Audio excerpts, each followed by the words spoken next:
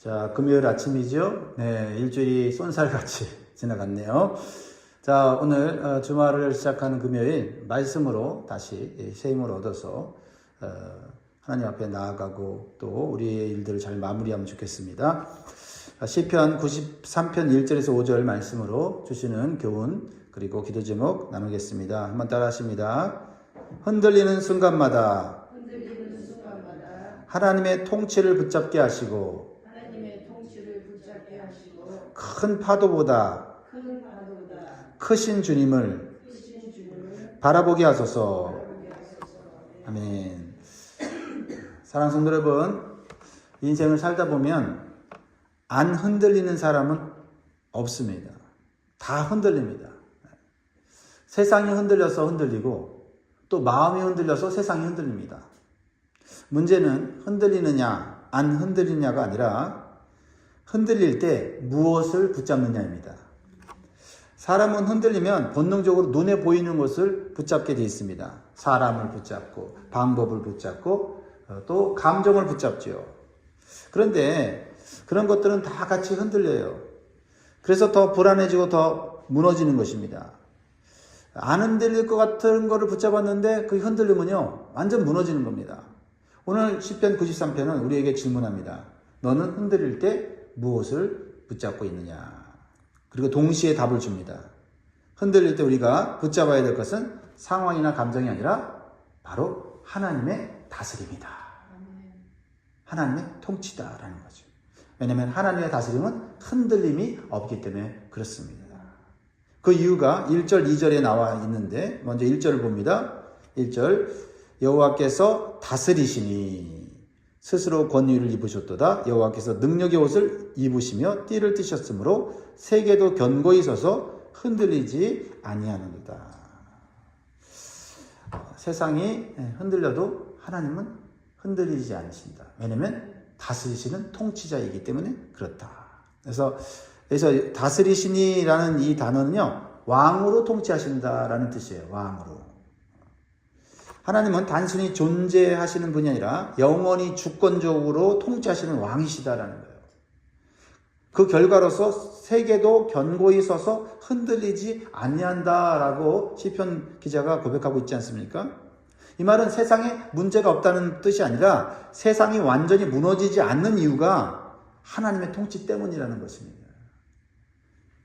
오늘날 얼마나 세상이 흔들립니까? 특별히 전쟁으로 인해서 세상이 흔들리고 있지 않습니까?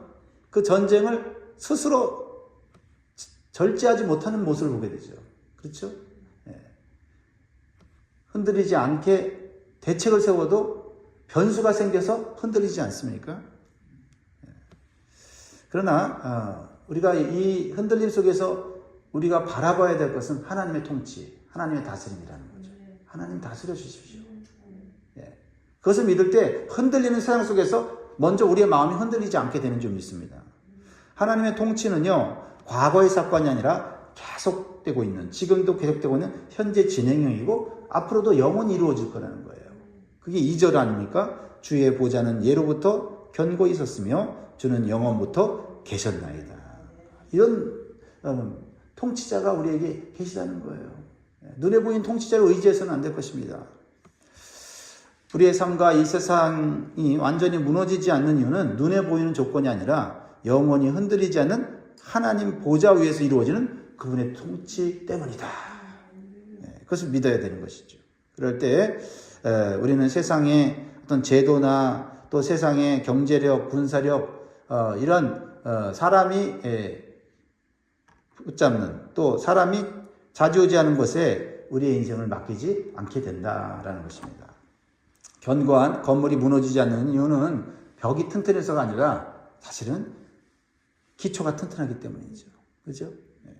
사람들은 건물의 외관을 보지만은 사실 그 건물을 붙들고 있는 것은 보이지 않는 기초다라는 거죠.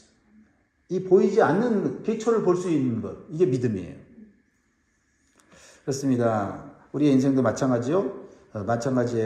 겉으로는 흔들려도 하나님에게 기초를 두고 있으면 무너지지 않습니다. 무너지지 않습니다. 사랑하는 성도 여러분, 한번 생각해 보세요. 지금 내 삶을 흔들고 있는 게 무엇입니까? 자, 우리가 흔들릴 때 첫 번째 해야 될 행동은 문제를 해결하는 것이 아니라 왕이신 하나님 앞에 다시 믿음으로 서는 거예요. 그리고 이렇게 기도하는 겁니다. 주님, 제 삶을 다스려 주옵소서. 제 삶을 다스려 주옵소서. 사랑하는 성도 여러분, 흔들리는 상황 속에서도 여러분의 삶을 다스리시는 하나님을 오늘 다시 한번 붙잡으시기 바랍니다. 하나님의 견고한 보좌 위에 여러분의 인생이 다시 굳게 세워지는 역사가 있기를 주의 이름으로 축원합니다. 흔들리는 세상 속에서 우리가 붙잡아야 될 것은 뭐냐? 큰 파도보다 크신 하나님의 능력이다. 세상에 큰 파도가 지금 치고 있어요. 그런데 놀라운 것은 큰 파도보다 더 크신 분이 계시다. 더 크신 분의 능력이 있다. 이게 우리에게 오늘 주시는 은혜입니다. 3절 4절 같이 있습니다. 시작. 여호와여 큰 물이 소리를 높였고 큰 물이 그 소리를 높였으니 큰 물이 그 물결을 높였나이다. 높이 계신 여호와의 능력은 많은 물소리와 바다의 큰 바다보다 크니이다. 그래서 큰 물과 큰 파도가 계속 나오잖아요. 큰 물, 큰 파도가 뭡니까? 세상의 혼돈과 위협의 상징을 말하고 있는 거예요. 근데 3번이나 지금 반복됐다는 것은 지금 이 시편 기자가 얼마나 이 세상의 큰 물, 큰 파도에 지금 억눌려 있는지를 보게 되는 거죠. 그런데 4절에서 분명히 말씀하고 있습니다. 하나님의 능력은 많은 물소리보다 큰 파도보다 크시다. 큰데 더 큰 걸 보면 된다는 거예요. 오늘 이게 우리에게 주시는 큰 은혜죠. 와, 크다. 이번엔 큰 파도다. 큰 문제다. 큰일 났네. 근데 그보다 더 크신 하나님의 능력을 붙잡으라. 우리의 신앙은요, 두려움의 크기에 흔들려서는 안 됩니다. 어떤 두려움의 파도보다 하나님이 항상 크시다는 것을 믿어야 돼요. 여러분, 비행기를 타고요, 하늘에서 바다를 보면요, 그렇게 거칠게 막 위험 있게 치던 파도가 하늘에서 보면 아주 작은 물결에 불과해요. 물결에 불과해요. 자, 여기에 중요한 원리가 있습니다. 높이가 달라지면 해석이 달라진다. 그죠? 그러니까 우리는 막 파도를 눈앞에 보고 있으니까 무서운데 하늘에서 하나님 볼 때는 그 별거 아닌데. 그러니까 하늘에서 하나님의 시각으로 볼 수 있는 믿음이 있으면 이거 별거 아니구나. 지나가는 거구나. 하나님이 잔잔케 하시면 잔잔케 되는구나. 이 믿음이 있으면요, 그 풍랑을 뚫고 나가는 것이지요. 자, 여러분의 마음속에 어떤 파도가 있습니까? 사실 눈앞에 보는 파도보다 그 파도가 내 안에 들어와서 두려움이 생기는 거잖아요. 그렇죠? 우리 한번 이렇게 고백하면 좋겠어요. 이 문제보다 하나님이 더 크시다. 이 문제보다 하나님이 더 크시다. 그럼 우리가 복음서에 보면 제자들이 풍랑 속에서 두려워할 때 그때마다 예수님이 나타나셔서 함께 하셔서 바다와 바람을 꾸짖으시잖아요. 제자들은 풍랑 속의 파도를 보았지만 예수님은 파도 위에서 명령하시고 해결하십니다. 파도 위에서 계시는 주님. 오늘도 마찬가지입니다. 상황이 막 요동치고 있지만은 그 상황 위에서 해결하시는 주님, 그 주님을 바라봐야 된다는 겁니다. 사랑하는 성도 여러분, 어떤 두려움의 파도 앞에서도 하나님이 더 크심을 잊지 마시기 바랍니다. 여러분을 압도하던 모든 두려움 위에 하나님의 능력이 임해서 평안이 회복되기를 주의 이름으로 축복합니다. 흔들리는 세상 속에서 우리가 붙잡아야 될 3번째는 확실한 하나님의 말씀이다. 오늘 말씀에는 주의 증거들이다 라고 말하고 있는데요. 5절을 보세요. 여호와여 주의 증거들이 매우 확실하고 거룩함이 주의 집에 합당하니 여호와는 영원 무궁하시리이다. 결론을 내리면서 여호와여 주의 증거들이 매우 확실하다. 이 주의 증거들이라는 건 하나님 말씀이죠. 하나님의 법도, 하나님의 계시를 말하는 건데, 매우 확실하다는 것은 변하지 않고 신뢰할 만한 기준이 된다라는 것입니다. 이 세상에 변하지 않는 게 어디 있습니까? 그렇죠? 신뢰할 만한 것이 이 세상에 어디 있습니까? 그런데 하나님이 우리를 이 세상 살아가면서 구원만 해놓고 너희들이 알아서 살아 이렇게 말씀하지 않고 변치 않고 확실한 말씀을 던져주셨어요. 그러니까 우리가 이 세상 살아갈 수 있는 용기가 있는 거예요. 이것저것 다 해보니까 나이 들어서 우리가 사실 두려운 이유는 뭐냐면 확실한 게 없는 거예요. 그렇죠? 어렸을 때는 그래도 부모님이 확실한 것 같고, 그렇죠? 자라서는 돈이 확실한 것 같고, 좀 더 이제 나이가 들면 확실한 게 없다. 그렇죠? 그러니까 그냥 확실한 게 없으니까 그래도 그 중에 제일 확실한 거 붙잡고 살다가 그거 무너지면 무너지는 거예요. 근데 확실하고 변치 않고, 그렇죠? 흔들리지 않는 하나님의 말씀을 던져주셨잖아요. 계시로 던져주셨잖아요. 이 말씀 얼마나 감사한지 모르겠어요. 그 말씀을 전하는 자로 살게 된 것도 감사하고, 또 그 말씀을 이렇게 또 붙잡고 살아가는 우리 성도들이 있어서 또 감사합니다. 그렇습니다. 참된 믿음은요, 상황이나 감정이 아니라 이 말씀 위에 삶의 기초를 두고 서는 데 있어요. 나침판이 없으면 어떻게 되죠? 방향을 잃어요. 특히 바다 위에서 안개가 확 끼면요, 절대적으로 필요한 게 뭐예요? 나침판이죠. 눈으로 보고는 갈 수 없으니까. 말씀은 인생의 나침판이에요. 세상이 흐려지고 앞이 캄캄할 때도 나침판인 말씀을 잡으면 갈 방향을 알 수 있는 거예요. 멀리는 안 보여도 갈 방향은 정확하게 알 수 있는 거다. 할렐루야. 나는 지금 무엇을 기준으로 선택하고 있습니까? 상황입니까? 감정입니까? 사람입니까? 아니면 말씀입니까? 모든 중요한 결정을 말씀 앞에서 하시기 바랍니다. 그렇습니다. 우리 믿음의 선배들이 그렇게 막 핍박과 환난 가운데서 힘들고 지치고 넘어질 것 같은 그런 상황 가운데서도 그들이 끝까지 믿음을 지킬 수 있었던 것은 상황이 아니었잖아요. 상황은 점점 더 안 좋아졌잖아요. 그런데 말씀을 붙잡고 약속을 붙잡고, 그렇죠? 하늘 보좌에 계신 예수 그리스도를 보고 순교하기까지 믿음을 지킨 거 아닙니까? 스데반이 돌 맞아 죽을 때도 믿음이 흔들리지 않은 것은 하늘 보좌가 열렸지 않습니까? 그곳에 예수님이 서 계신 것이 보였어요. 서 계셨다는 건 통치하고 계시다는 거. 지금 이 상황, 이 사람들이 주도하는 게 아니라 누가 주도하는 거다? 하나님이 주도하는 거다. 그러니까 죽기까지 충성하는 거죠. 그렇죠? 왜? 죽음은 하나의 끝이 아니라 또 다른 시작이기 때문에 그렇죠. 변하는 세상 속에서 변하지 않는 말씀을 다시 한번 붙잡으시기 바랍니다. 하나님 말씀이 여러분의 삶의 기준이 되어 흔들림 없는 인생이 되기를 주의 이름으로 축복합니다. 이제 마지막으로 우리가 하나님의 통치를 믿는다면 그 통치는 반드시 우리의 삶으로 나타나야 됩니다. 그래야만 그 통치가 우리 안에 이루어질 거 아닙니까? 그렇죠? 이런 통치가 있다, 이런 말씀이 있다라는 것이 그냥 지식으로만 있으면 안 되잖아요. 우리의 삶 가운데 나타나져야 그런 하나님의 통치가 이루어지고 능력이 내게 경험되는 거 아닙니까? 어떤 삶으로 나타나야 되는가? 5절 하반절에 보면 이렇게 나와 있죠. 거룩함이 주의 집에 합당하니. 거룩함이 주의 집에 합당하니. 여기에 있어요. 우리가 하나님의 통치를 받고 하나님의 능력을 받고 하나님의 말씀을 받는 것 한 가지 조건이 있어요. 거룩함이라는 겁니다.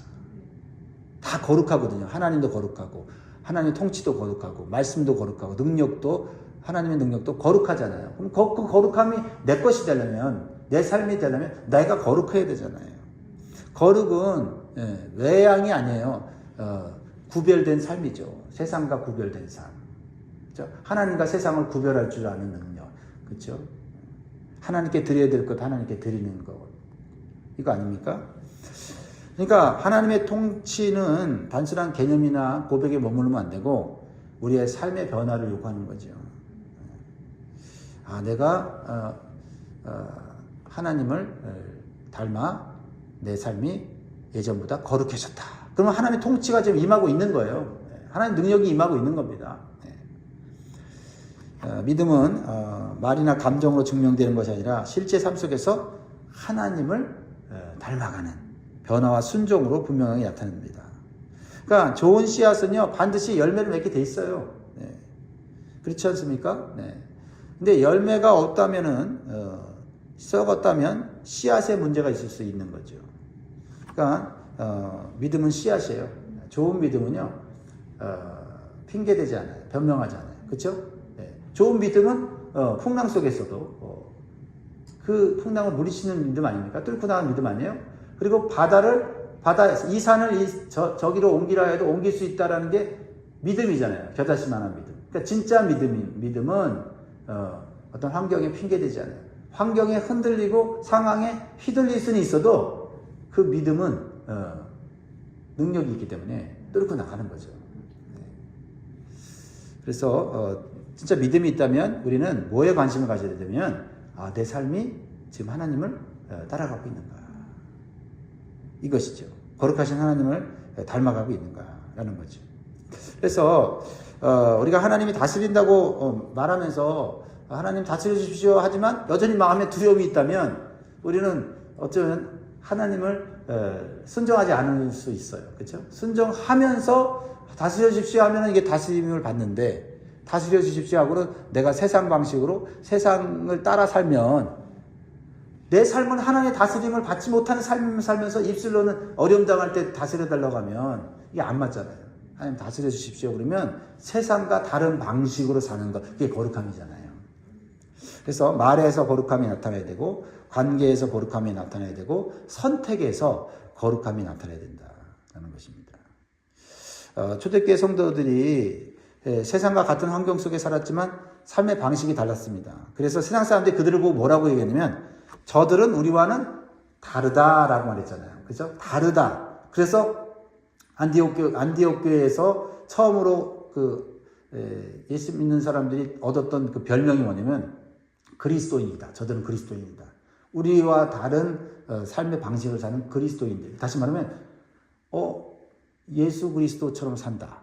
예수 그리스도를 닮았다. 그게 이제 그리스도인이었거든요. 그게 한편으로는 존경하면서도 한편으로는 욕하는 거였어요. 야, 저 사람들 예수처럼 사는구나. 우리랑 전혀 다른 삶을 사는구나 하면서 존경도 했지만 예수쟁이들 이렇게 욕하는 거였어요. 그러나 결국 그들은 하나님께로 돌아오죠. 예수님께로 돌아오죠. 왜냐하면 흔들리는 세상 속에서 살아봐야 완벽한 게 없는 거예요. 그런데 예수 믿는 사람들은 흔들리는 세상 속에서도, 특별히 질병과 고통 속에서도 어떻게 해요? 흔들리지는 않는 거예요. 오히려 죽음이 가까웠는데도 얼굴이 밝아지는 거예요. 왜? 더 영원한 삶, 하나님이 완벽하게 통치하시는 영원한 하나님 나라를 바라보니까 더 흔들리지 않으니까 뭔가 있구나 하고 이제 초대교회에 놀라운 부흥이 일어난 거예요. 오늘날 우리가 이러한 하나님의 통치와 하나님의 능력과 하나님의 말씀을 삶 속에서 보여주고 있느냐는 거죠. 그렇습니다. 하나님의 통치를 믿는 삶은 거룩함으로 나타나야 될 줄 믿습니다. 오늘 그것을 우리가 다시 한번 결단할 수 있기를 바라고, 예수 그리스도를 닮아감으로 세상 사람들이 야, 저 사람 예수 믿는 사람이다, 예수쟁이다 라는 말을 듣고 살 수 있기를 주의 이름으로 축복합니다. 말씀 뵙겠습니다. 사랑하는 성도 여러분, 인생은 흔들립니다. 그러나 중요한 것은 흔들릴 때 무엇을 붙잡느냐라는 거죠. 자, 오늘 기억하시죠? 첫 번째로 붙잡아야 될 것은 하나님의 통치, 두 번째는 하나님의 능력, 세 번째는 하나님의 말씀, 네 번째는 거룩한 삶이다. 무엇보다도 오늘도 문제들이 큰 파도처럼 몰려올 때 우리는 뭐를 선포해야 돼요? 야, 이 큰 문제보다 하나님은 더 크시다. 이렇게 고백하면서 승리하는 저 여러분 되기를 주의 이름으로 축원드립니다. 기도하겠습니다.